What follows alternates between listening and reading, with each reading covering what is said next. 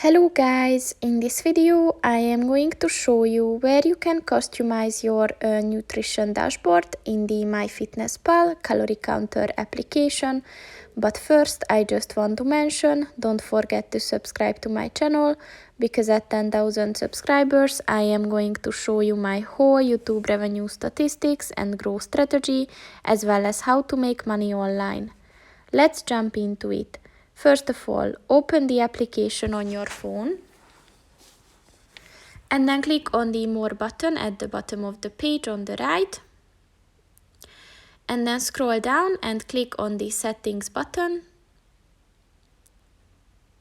And then just click on the Diary Settings button.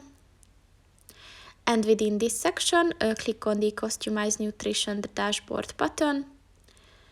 And as you can see, if you're subscribed to the premium version, then you have more options available. So just click on the one that you want to use. And that's pretty much it for this video, guys. See you in the next one. Goodbye.